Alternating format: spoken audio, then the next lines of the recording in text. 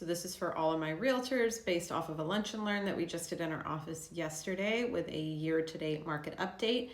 Most of this data is Charleston specific, but it really could apply for quite a few areas. We talked about specifically where has the market been so far year to date versus last year, and where will the market go in respects to real estate and mortgages. First thing I reviewed was inventory. So at least for the Charleston area, inventory continues to grow. We've obviously had a lot of new construction, and we've had homes that are sitting on the market longer this year versus last year. So we do have an increase in inventory, which is great for buyers who are picky or more discerning. They have a lot more inventory to look at.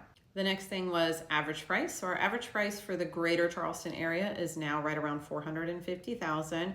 So as much as the news is out there that prices are dropping, homes are going for far less. So keep in mind, that's not necessarily that prices have dropped since last year. That's that they're dropped from the initial listing amount. So we still see a lot of homes, and I hear a lot of realtor going, I have no idea how they're trying to sell that house for $500,000.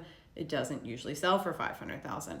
So that's more of what they mean by prices have dropped. In fact, we've actually seen a 3% increase year to date from last year in total home prices. So we're not quite dropping, and we're still holding right around 450,000. Days on market has been a large topic this year. I have a lot of realtors who are saying houses are sitting, they're sitting forever.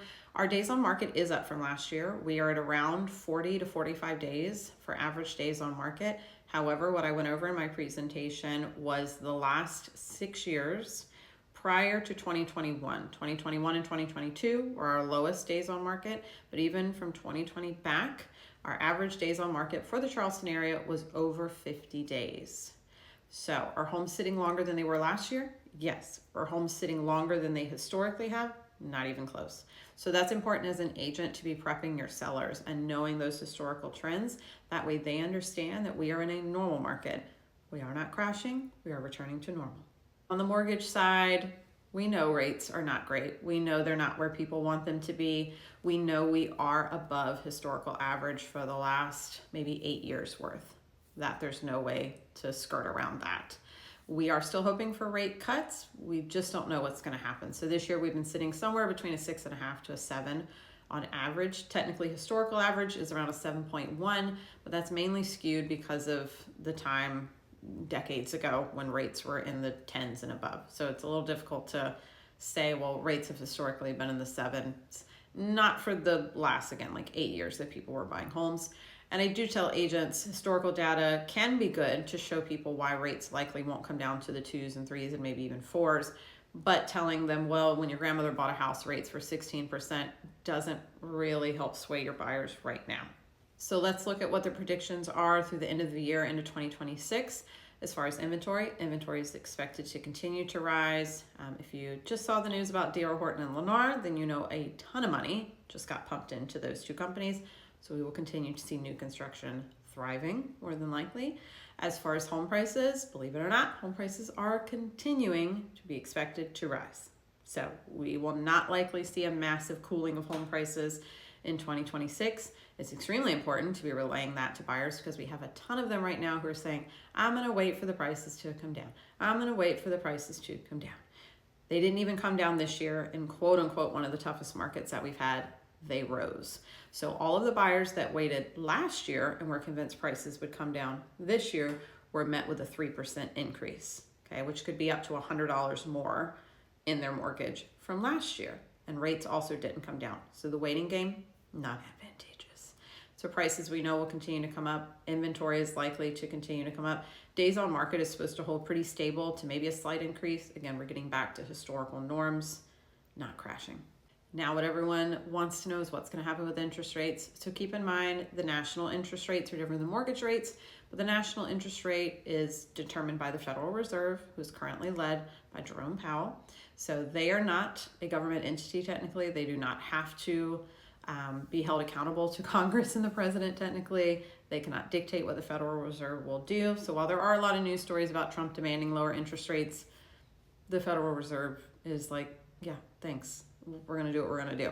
And so originally we expected more rate cuts this year based on the CPI report, which is the consumer price index that tells how much we have to pay for goods, being stable, and based on the jobs report being worse more unemployment is actually better for interest rates because the Federal Reserve will typically say like, hey, we got to bring these rates down. People can't literally live. However, the PPI report came out, which is the production price index. That is how much producers and wholesale buyers have to pay to obtain the goods that they provide for our goods and services. That came back significantly worse than expected, meaning they are paying higher amounts to obtain goods, higher amounts in tariffs. And I'm sure it would be of no shock to anyone that those companies do not just take that loss and tell their shareholders, oh, we had such a crappy quarter. No, they're going to pass it down to consumers. So the Federal Reserve knows that we could see a big change to that CPI report and that we may have a delay in how negative that report could come back. So right now, we don't know what's going to happen in September for the next Federal Reserve meeting, but most of us would not be surprised if they choose to hold rates and promise us a December cut, just like they did last year. I think most of us are assuming at this point, if we're going to get a rate cut of any significance, it's going to happen in 2026, not necessarily 2025. And even then, they're saying that rate cut at its total may go down for us in the mortgage world 0.5 point. So we're talking about a 6.5 to a 6. And I don't know if you've seen the math of mortgages or heard what buyers are looking for. 6 is not going to be a magic number for most to make housing truly affordable or to fix all of our problems. Buyers are still waiting on the 5s, and some, if rates go down to a 6, many can get into the 5s.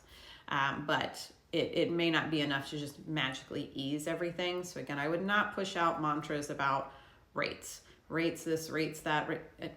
It's just not a great platform to stand on because we don't know where it's going to go, and it may create even more animosity with buyers and sellers. So the big thing from the updates, though, are to really be an educator to your buyers.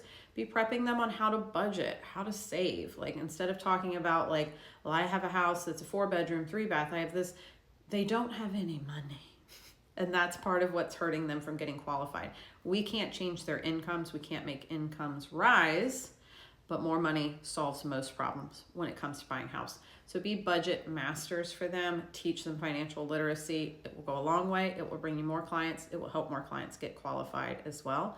If you're more of a list agent, you really want to be focused on realism with your clients.